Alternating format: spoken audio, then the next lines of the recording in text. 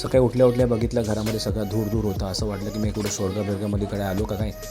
तर काय मला कळायच्या अगोदरच नंतर मला आठवलं की घरामध्ये मच्छर वगैरे भरपूर झाले, म्हणून मी त्यांना बोलवलं होतं. गेल्या 8-10 दिवसापासून चिकूला आमच्या भरपूर ताप होता आणि तापाची साथ पण पसरले पूर्ण महाराष्ट्रामध्ये, खास करून मुंबईमध्ये. कारण की पाऊस येतोय जातोय.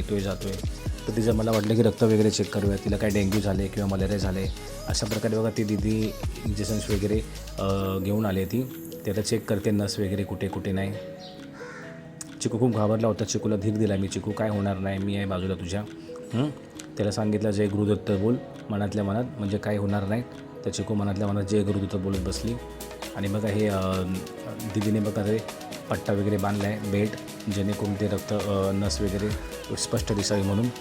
चिकूला असं वाटलं की माझं भरपूर रक्त काढणार आहे, 2-3 बाटल्या रक्त काढणार. ती येतानाच मला बोलली, पप्पा माझ्या एकतर अंगामध्ये रक्त नाही आणि तुम्ही मला रक्त कुठं काढताय. अर्धं रक्त सगळ्या मच्छरने पिलं, अर्धं तुम्ही प्या आता. म्हणजे नाही चिकू, तुला बरं होण्यासाठी आम्ही सगळं करतो ना.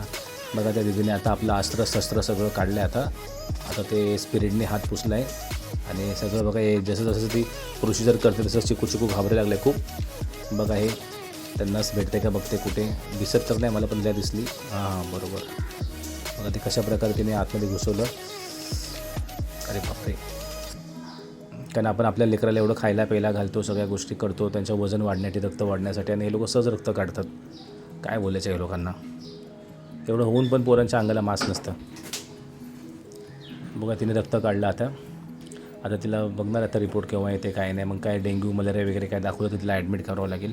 शक्यतो देव करो काय होऊ नये चिकूला. बघा आमचा छोटासा कंपाऊंडर आला आहे बघा. तिला बोलतो आहे काय झालं काय नाही दाखव मला. जसं काय हात सगळं आता गोळ्या औषधं देणार आहे.